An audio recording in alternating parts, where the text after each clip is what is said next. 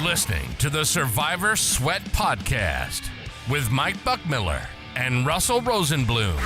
If you're looking for strategy articles and just about everything Survivor, head to survivorsweat.com. Now, let's get to it. Welcome to Survivor Sweat Pod 16. Where have you been? We are last year's Jet entry, and as you know, Jet is dead, and we are down to the final 10. We are. I never thought we would get here, to be quite honest. Well, we didn't. So that's you were right. Well, that, my friend, is they true. did, not us. That is true. They have. And in fairness, we never saw the final 10. We went from 14-4 to 3 almost instantly. So yeah, last year heading into this weekend, with the double picks with Christmas, we walked in with 14 for sure. Yep, that's correct. Yep. And being we're at 10, I'm going to make a comment here, kind of off script, but there was a post up on Circa Sports Twitter handle of, do you like Survivor exactly the way it is? Do you think people should be allowed to make deals, et cetera, et cetera? And then it was one of the things is what would you change? Would you change anything? If so, what? And I put up a comment. I think I mentioned it on the pod prior, but if it were me, I personally would take, and it's not because we're down to 10 now. I said it before we were down to 10. I would pick a number, probably 10. Could be 25, could be 50, but probably 10, maybe 20. Regardless of the size of the prize pool, I wouldn't base it on a percentage. I would pay the top 10 $100,000 each.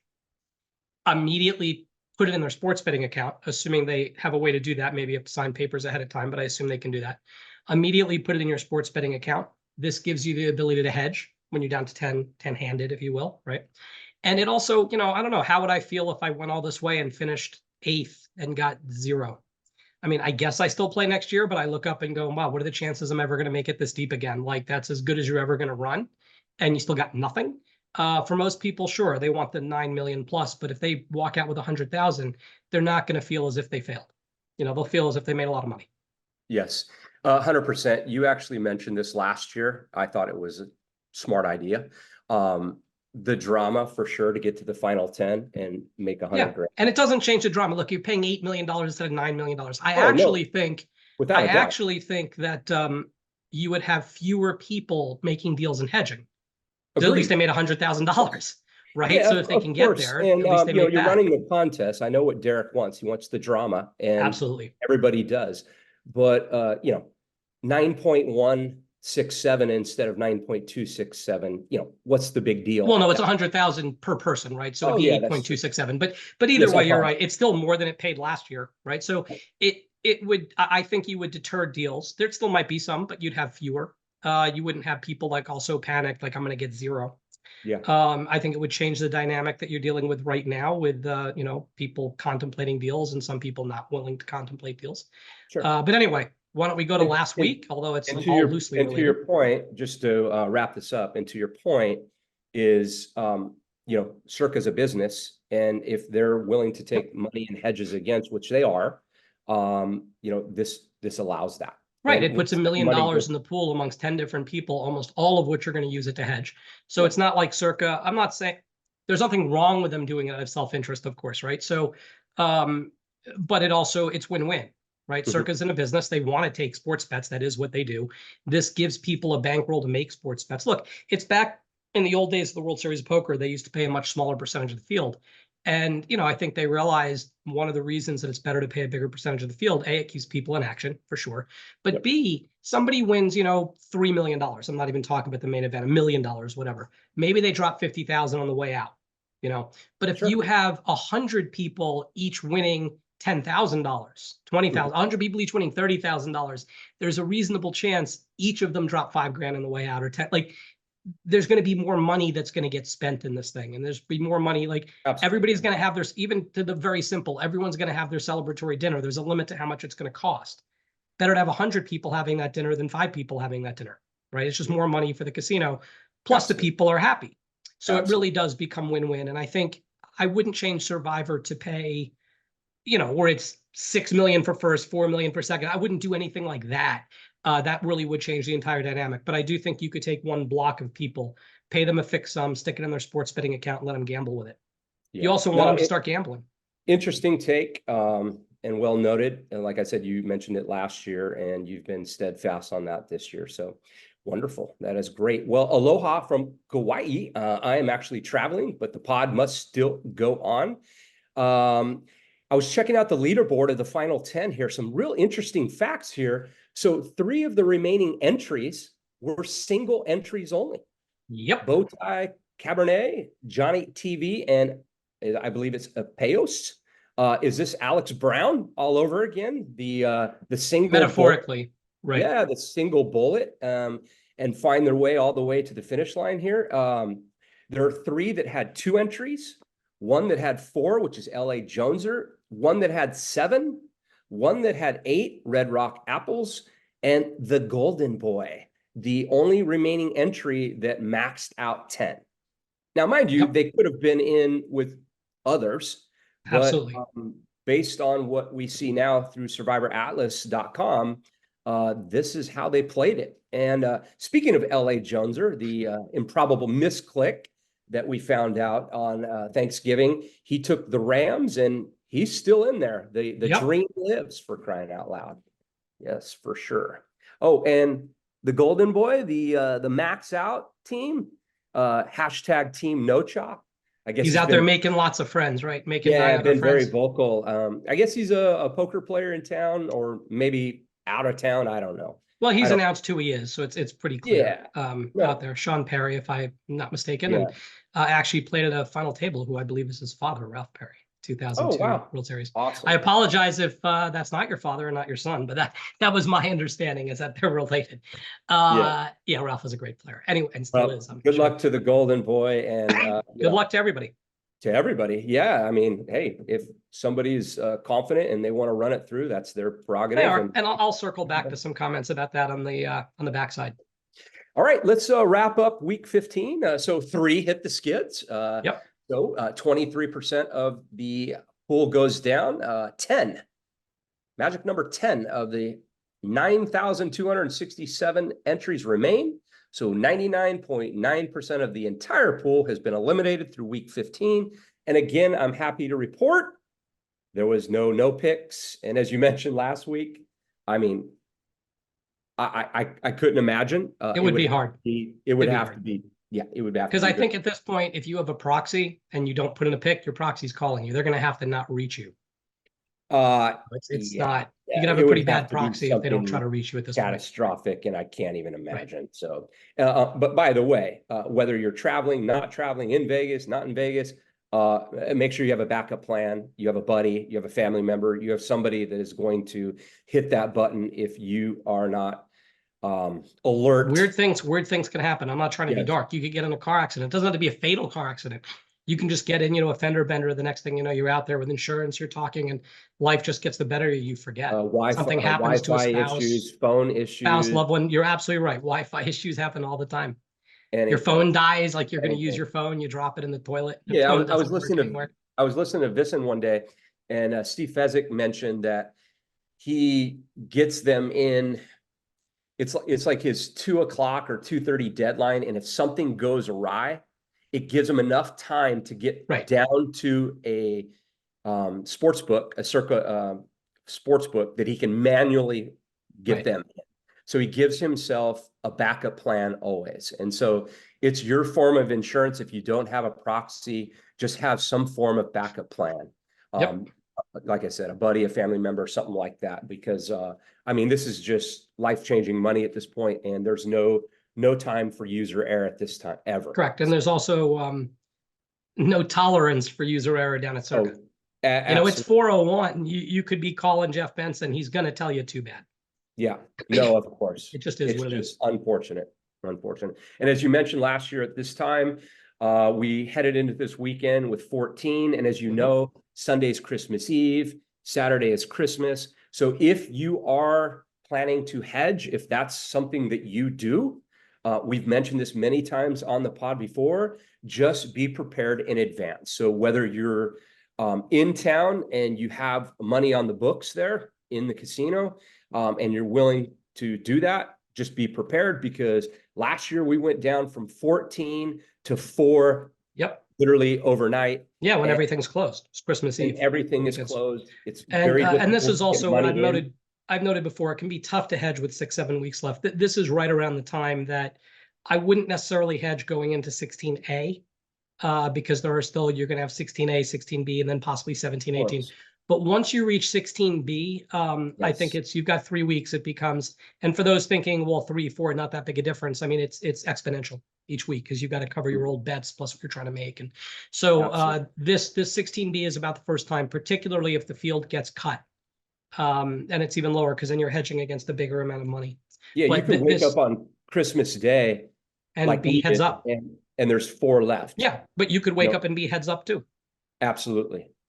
Right. 100%. So you really want to be ready for that. Mm-hmm. Or you could wake up and have won the whole thing, in which case it really doesn't matter. Just take your money out. That's of the sports book you put it. So again, we're not saying to hedge. What we're saying is if you give yourself an option. If you plan on doing it, just be prepared, have money in your account ready to go. All right. So on the Survivor Sweat X handle, when things locked up, as we mentioned on the pod last week, we believe that the Rams were the chalk, and they were. If you were the only entry that had the luxury of taking the 49ers, it was the time to push the button, which they did. They isolated themselves. We were dead, but we would have been looking at a few options, one being the Raiders of all things, if we still had them, which I believe we would have. We would have. Yeah, there was no pick we were using them in. Yeah, just because of the situation over in with the Chargers. And as it turned out, nobody took them. But man, how about that game? That was incredible.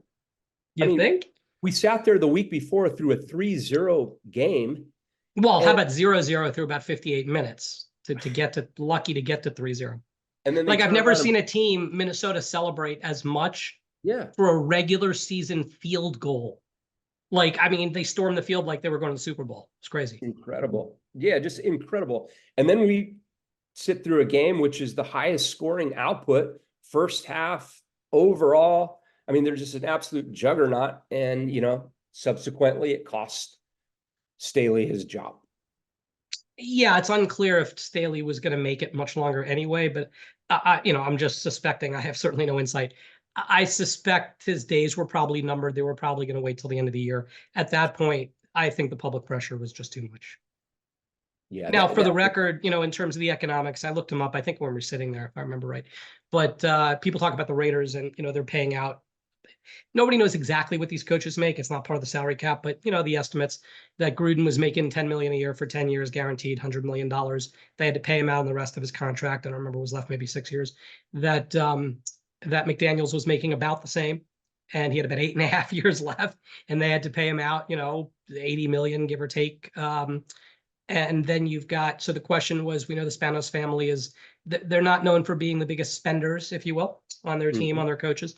And so I looked it up, and the stories there where he was making about $4 million a year, but it was only a 4-year deal. He only had about 1 year left. So if you ignore the last couple of weeks of this year, it cost them $4 million to buy him out, which, may seem substantial, but when you're comparing it to other teams that are paying $50, $60, $80 million buying a coach, I think it was probably just time to move on. Yeah, it was definitely time to move on. I mean, if you were planning on moving on after the season, this would be. You had said as we sat there, I think you said as we sat there, you think probably he's lost his locker room at this point? As we're watching the team go down 7-0, 14-0, 21-0, it was done. Yeah, no, incredible. So the Raiders was one that we looked at, and man, oh my, if you would have taken them, that would have been the easiest Survivor Sweat ever. Bengals Thursday, no less. Yep. Bengals were another that we were interested in, and man, that my friend would have been a Survivor Sweat. I mean, there were I think two maybe on the Bengals. I'd have to look up again. Let me see. One on the Bengals, and two on the Bengals. Apologize. 2 on the Bengals, and man, that was a game to sweat. They got through. And then the last one that we would have been interested in was probably the Titans due to C.J. Stroud being out and Tennessee coming off a nice win in Miami. They got up 13-0 early, and then bye-bye, as you'd say. And I'd like to say that I haven't seen this out of my Titans before. But yeah, but remember, I'm a lifelong Dolphins fan, so I got to see your Titans last week. it's incredible. Just absolutely incredible. So yeah, there was a few on the Titans. Unfortunately, they hit the skids. Man, you just hate that feeling of just, I mean, being up 13-0, you're looking good. And then just to see them just blank the rest of the way is just, it's just a rough watch. But I mean, anytime you're losing, I mean, how about the Cleveland entry? I mean, they felt all but dust, and here's Joe Flacco, just the resurgence, bringing them all the way back. After having a terrible game. Yeah, congratulations. Terrible game. Wakes up at the end and finds a win. Congratulations to the Cleveland entry. So yeah, that's the wrap on week 15. And we will tee it up for the exciting double pick week 16. Yeehaw! Yep. From the break. All right. Time for a message from our sponsor. Stay tuned, and we'll be right back with the Survivor Sweat Podcast. If you live out of state but want to enter any of the biggest football handicapping contests in Las Vegas, you've come to the right place. Football Proxy is the most professional proxy service in Las Vegas and can serve as your trusted proxy to enter your picks each week for the Super Contest, Circa Sports Millions, or Circa Survivor Contests. What makes Football Proxy different from other proxies? Well, like other proxies, we have late selection deadlines and an easy-to-use web portal to submit your picks each week. But, unlike other proxies, we allow our customers to change their picks anytime before the pick deadline, which is crucial when gathering last-minute information. Ask another proxy if they allow you to make changes to your picks and see their reaction. It's what makes us the top-rated proxy service in Las Vegas. To get started, fill out the contact form and a representative will contact you to answer any questions and schedule an appointment. Then book your trip to Las Vegas and meet us at the designated casino to get signed up. Once the season starts, sweat the action all season long with your picks. Schedule an appointment today and compete against the world's best for your chance at millions.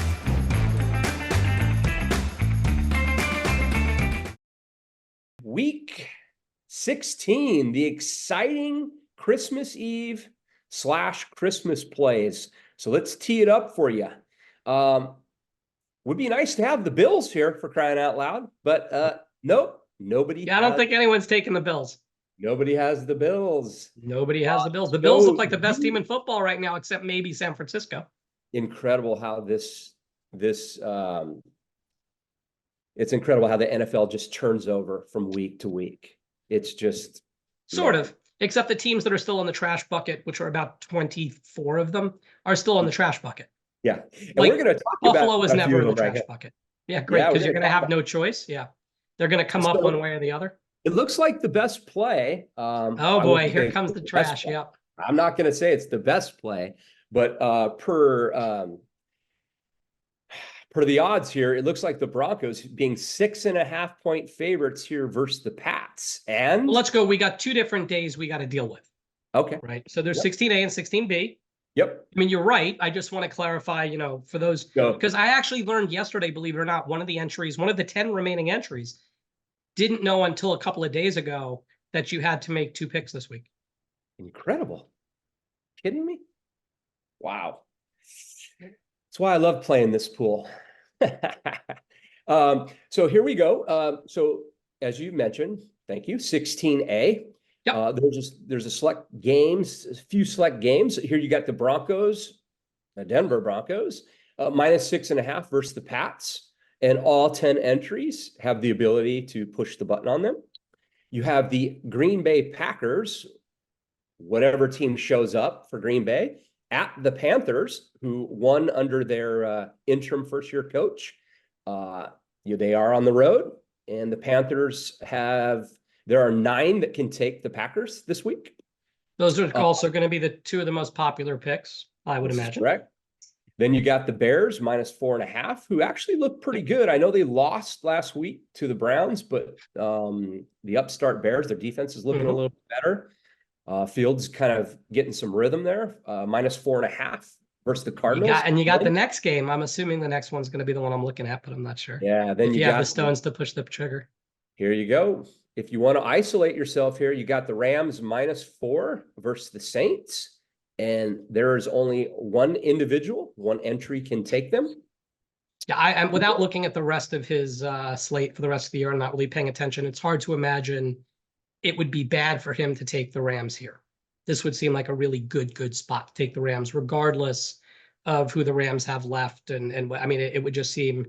I am taking a quick look. They do have two. They have one good game left at the Giants, but I mean, this would look better. You're the only one that can take them. I don't know who else you're looking to take this week. They seem to play. The Rams seem to play a lot better at home than on the road. They do. I mean, they did give Baltimore a fight. And then the one last play, I slid them in. Is it my dumpster play? Is it the dumpster play? We haven't talked about this.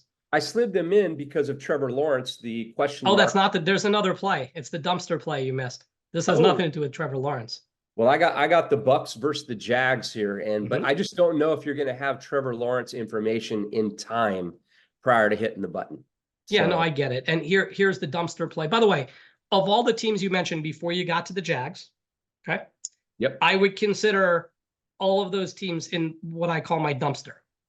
Like none of them are like, who do you like? Like if you playoff team, right? You like Denver, New England, Chicago, Arizona. Who else did you read me? Was there Green Bay, Carolina? You like those two teams go Super Bowl? Who are you looking at here, right? So the one other game here that pops up as a reasonable play, I'm not saying a good play, and I don't know if we were sitting here, we'd really have to see who we had available. I'd really have to look at the path. Would I have the stones to pull the trigger? And it keeps popping up. Again, I'd say reasonably high, but most of what I'm looking is blending 16A and 16B together.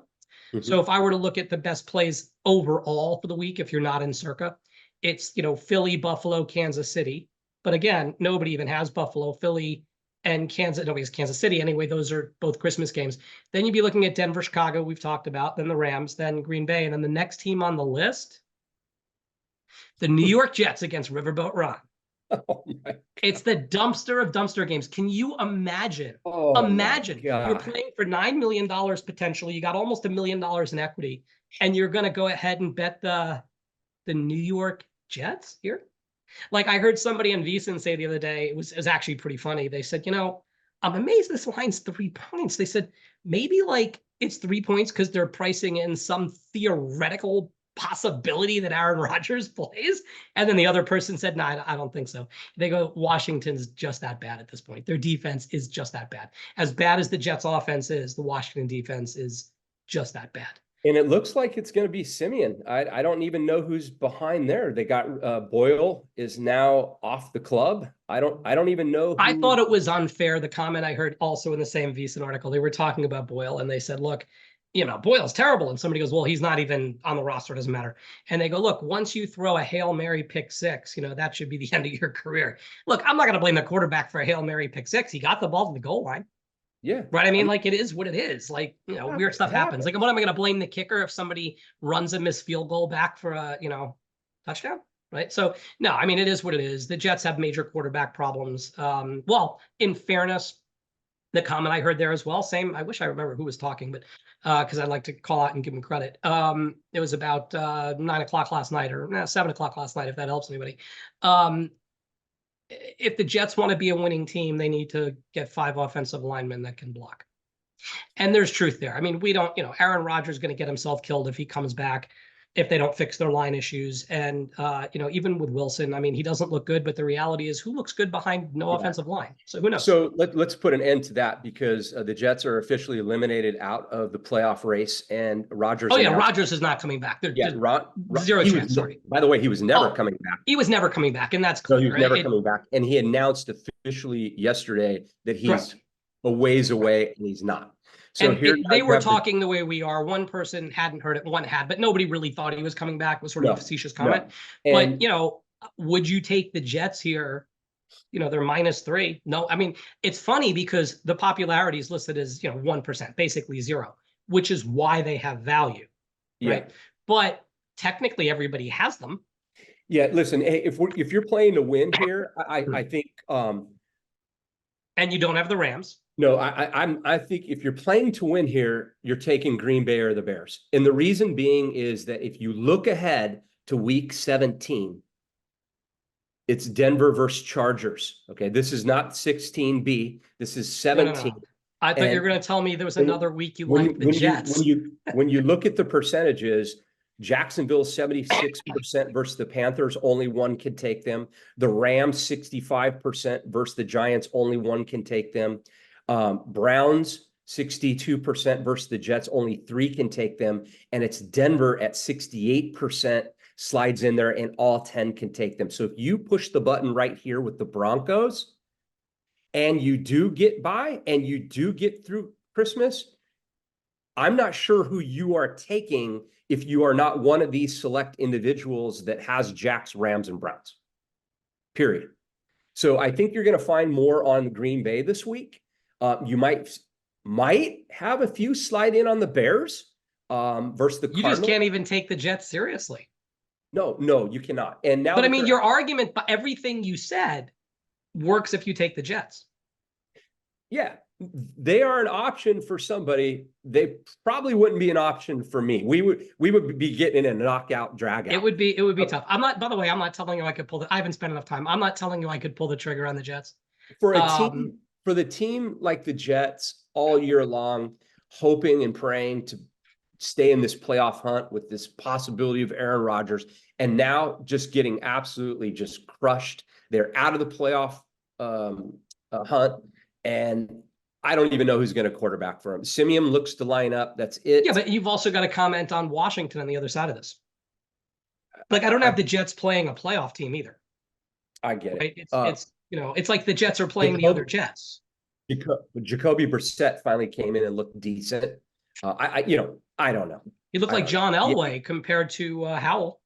To your point, it would be a play against the Washington, if anything. 100%, if you made it. I'm not saying to take it. I'm saying out there, if you're looking at your paths, because everybody's got their own path, and I'm not here to like walk each person through their path. Don't rule it out. Like if you were in a spot where you could take Denver or the Jets, and you needed to save Jacksonville or Green Bay or whatever you needed to save at this point, then you might look and go, okay, I'd rather save Denver. I'm going to fire the Jets. Because if you fire Denver, you might not have anybody else to fire down the road. So I wouldn't necessarily make it your first choice, but don't rule it out. Don't say, I wouldn't fall into the trap of, well, screw it, I'm taking Denver because my other option's the Jets, and I'll just figure it out later. There may not be a later. To your point, it's a chance to isolate. And even though everybody has them, the over-under on people that take the Jets have to be 1.5. Yeah, the Pats show up here and, somehow beat the Broncos, which is likely, not highly likely, but it's. I don't think it's sure. It's certainly possible. Panthers show up and beat Green Bay. Next thing you know, you're down to 2 or 3 here, walking into the next day, and depending on who. And let's talk about the next day, because sure. So we've beaten the dead Jet to death. Yeah. So here you got 9 that have the Eagles, but you have 2 that have the Chiefs. Okay, those are the only teams that are taking the individuals that had San Francisco. Bye-bye, done.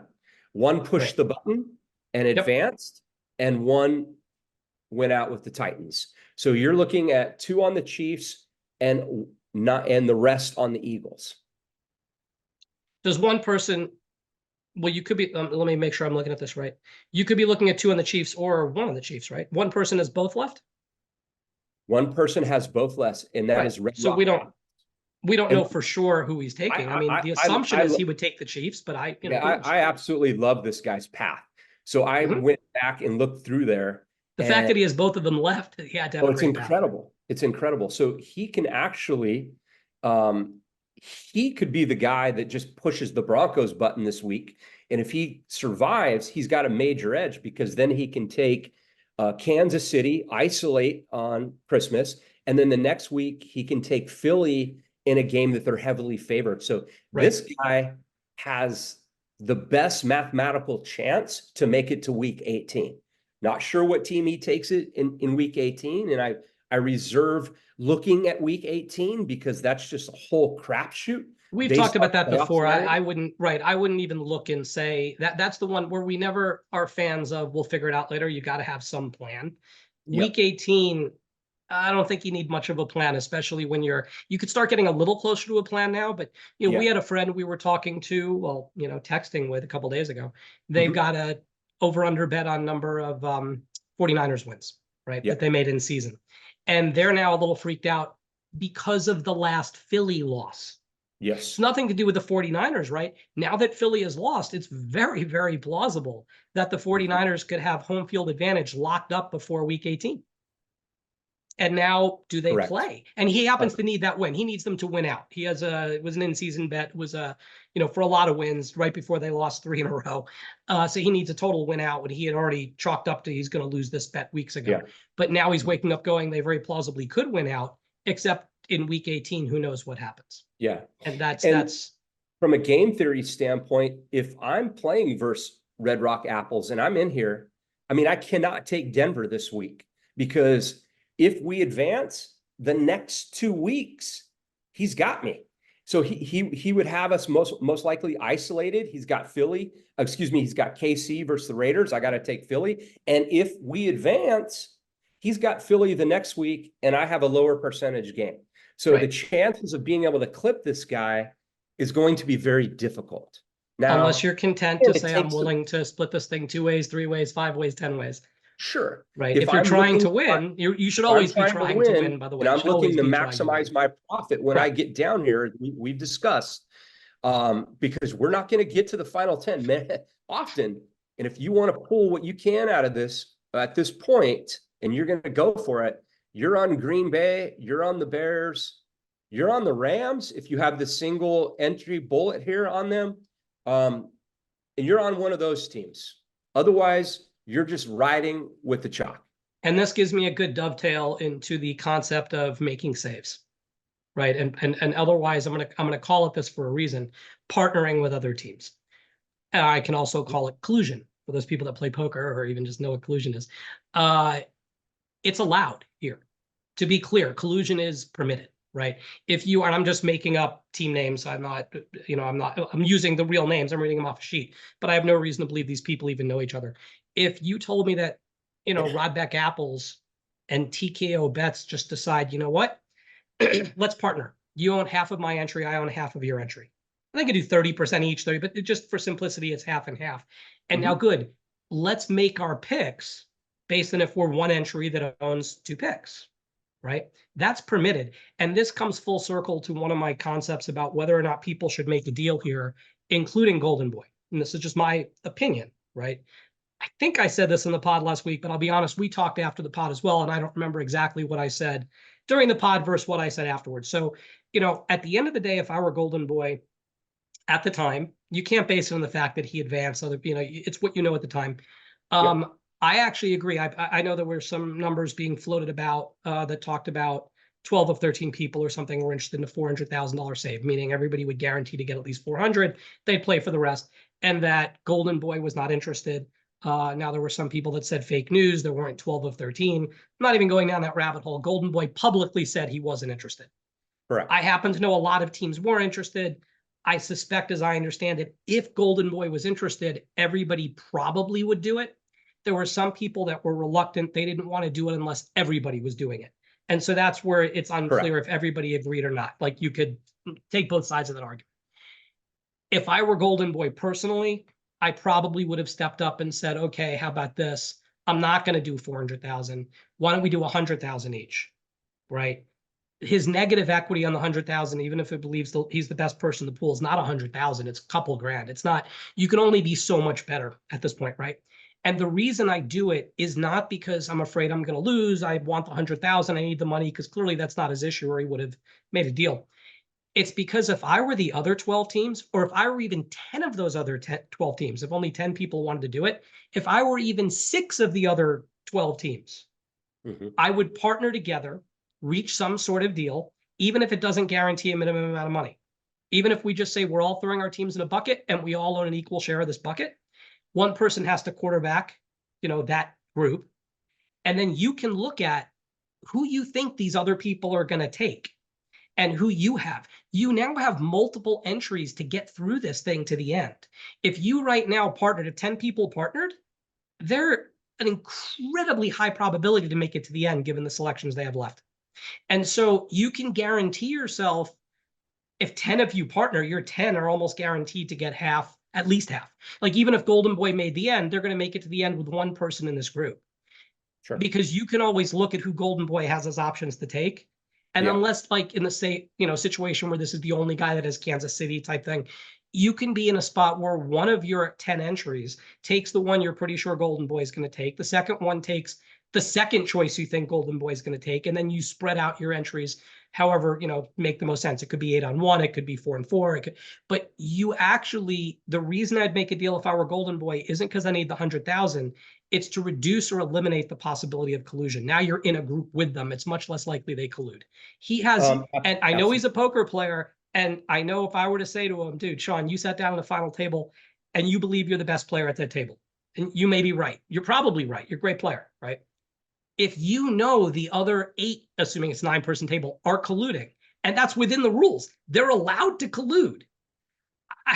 You can't tell me you're a favorite to win a final table where the other 9 are literally colluding against you, where they can literally share their whole cards. Look, I've got the ace of clubs, 9 of spades. Oh, good. You have the king, king 6 of clubs. Yeah, your king high flush draw will be the nuts. Literally, they're allowed to show each other their whole cards. Then when they're betting, they're allowed to get out of each other's way and just pick on the one other player. It's such a massive advantage. And I think that people don't think about it. Now, I also think right now, those other, 6, 8, 10, 12 players don't appear capable of picking a quarterback to collude, or maybe they would have done so, or maybe they haven't thought about it. But maybe they hear this, or maybe they just figured it out on their own. Once they realize they can collude, I would, if we were one of the last 4 people here, I would try to make it, if we were one of the last 10, but we could only get 4 people to collude with us, I would probably do it because it just gives you too big an edge. And it's within the rules. I use the word collude. It sounds like you're cheating. It's within the rules to partner with whoever you want. And I think people need to understand that's something they need to be conscious of. Yeah, no, absolutely. And thank you for educating the listeners out there that this kind of stuff is happening. We do know, we have heard that there have been some swaps facilitated by Survivor Sweat, and they are a legal binding agreement. I know there's been a lot of talk about how can you trust people out there. Survivor Sweat has stepped up. They have the legal binding wording and have facilitated deals before. And so they have swapped some percentages for sure. Speaking of Survivor Sweat, there are 2 entries where you can still get involved here. One entry is $70K and it's for 10% stake. The other is $90K for 10% stake.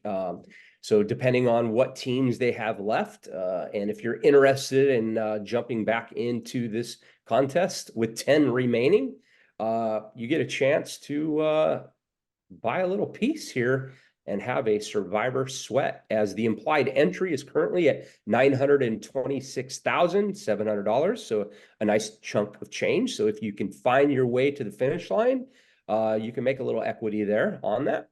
You can always make an offer. Yes, yes, yes. So that will do it for week 16. That is week 16A and week 16B. So if you were that individual that didn't know that you needed to make that pick, oh gosh. So I'm not sure who it is, but I hope it's the guy that you said has the great path. That would be unbelievable. If he didn't know he had to save a team for Christmas Day and he happens to have both of them, that's fantastic. Yeah. Try going on and pushing the button for Kansas City on Sunday. No, you cannot take that pick, sir. That's right. That's true. Be aware of that too. Yeah, you can't just, it's not, and I've said this before, and it should be very self-evident to at least the final 10 at this point should know what's going on, but it's not just that you're taking 2 games this week. It's got to be 1 game for the first part of the weekend and another one for the second part of the weekend. It's the same format as Thanksgiving. You got to take one on Thanksgiving and that Friday, and then on the following Sunday. This time it's just Sunday and then Monday. And again, I can't say it enough.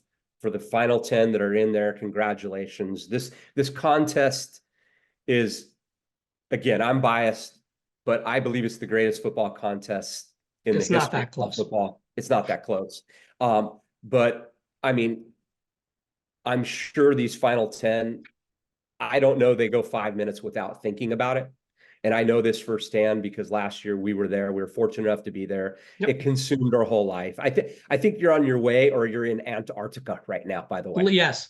Well, actually, no, I ended up getting COVID. I was supposed to leave on the 21st, and I got COVID a few days prior, or 22nd. I ended up pushing my wife and kids left. I pushed my flight to the 25th because it's easy to fly on Christmas Day. But it also meant I got to be home watching the games on the 24th. I watched the ones on the 25th from the airplane on the way to Buenos Aires from Miami, which was a trip. Absolutely incredible. And like I said, it just consumes your life. It's so exciting.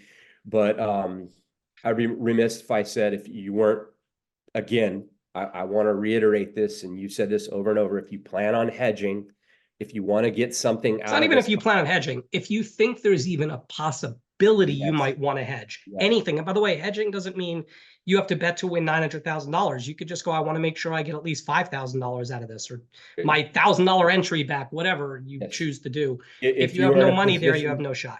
If you are in a position to do so, and that is something you're planning on doing, just be prepared, because Christmas Eve, Christmas Day, you're not getting anything out of a bank. So just have it sitting there. Obviously, if you don't use it, you can take it out. So be it. I just want people to be prepared. Oh, and I'm going to make one more comment on that, as I am very briefly looking at the actual schedule. Something to keep in mind. Again, take the team you think is best for you. Usually don't have a lot of choices when it comes down to here. There's usually one or two obvious choices. But if you have two games that are effectively, you're indifferent as to which one you take, there can be value in taking the game that is last. Yeah. Or even taking the game that's first for a slightly different reason. But if you take the game that's last, you know exactly how many players are left, which means you know exactly what your equity is, right? So you're going to know if you're the last player left, right? If you win or lose that game, what happens? And that happened to us last year. We did hedge. It was the one person got through in the afternoon. It was on the Minnesota field goal against the Giants, if you remember, right?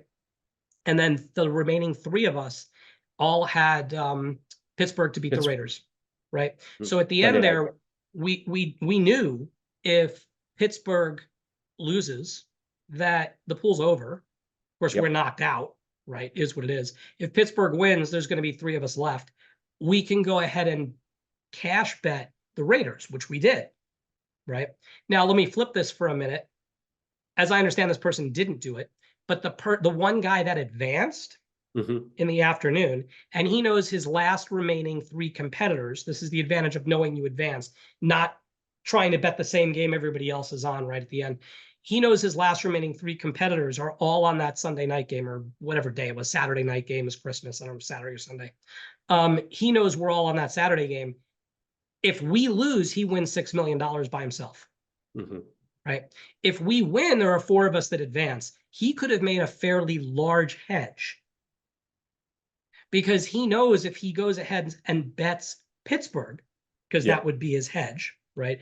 If Pittsburgh wins, he wins that bet. He doesn't have to keep hedging anymore. Like he could if he wants, but he doesn't have to. He could have bet $1 million. I'm picking a number there. He could have bet $1 million on Pittsburgh. If Pittsburgh wins, he wins, like 800,000. They were small favorites, right? If they lose, if Pittsburgh loses, he wins $6 million. It's like the easiest mathematical hedge to do. You don't have to worry about, oh God, if I hedge $1 million now, what do I have to do next week? The problem, as I understand it, is that he didn't have enough money there to hedge. And he also subsequently said, I don't believe in hedging, but you would have to have cash there to hedge. And I would say have as much possible as you can. I'm not saying necessarily, because if you find yourself in that exact situation, you've advanced and the only other people that are alive are playing that last game, you can spend a lot of that money hedging. And if that's not what comes to fruition, just take it out. It's not like I'm saying go put $1 million in a game tonight. Yeah. But if the money's not there, you have no choice. And I'm not here to argue his decision or change anybody's mind. Different question. When somebody tells me they don't believe in it, I mean, there are a lot of times I wouldn't believe in it. I want to reserve the right to make a future decision if needed. I will actually comment. I usually try to avoid it. Like when people loaded up on Buffalo last year, and the Jets beat them, and everyone said he was crazy the week before Thanksgiving. And I said, you know what? I'm not sure. Like I want to step back and take a look. I actually think in this exact instance, he's probably wrong. because most of the time when you're hedging, you're really giving up substantial equity to make a hedge or some amount of equity. Here, because the very nature of you don't have to keep hedging, you literally know that you've advanced, the contest will end if you win your hedge. I think the value is way too big. The amount you're paying on that hedge is so small compared to the value of the contest win. Yep. So, and by the way, for the record, he was the first one out the next day because he was the only one that had the early game with Miami. Yeah. And he was done. But I'm not being results oriented on it. That's neither here nor there. And Miami was a fine pick. We chose not to take them, but it was close. We were looking at 2 different games, and at the end we shied away from Miami. So is what it is. Just happens sometimes, for sure. Well, thanks for all the information. Hopefully we have educated some people out there. If you want to reach out to us at any time, go on the Survivor Sweat X handle or our personal handle, or over at survivorsweat.com. There's a discussion board. Hit us up. Good luck to the remaining 10. Hope you survive, and I hope it isn't too much of a Survivor Sweat. And until next week, we'll see who's left. See ya. Good luck. Make sure you advance. And get those picks in. Looking for Survivor strategy articles? Did you lose your last entry on a Survivor contest and wish you could rebuy? Check out our marketplace and you may find what you need. Head over to survivorsweat.com for all things Survivor. And we'll see you next week for the next Survivor Sweat podcast.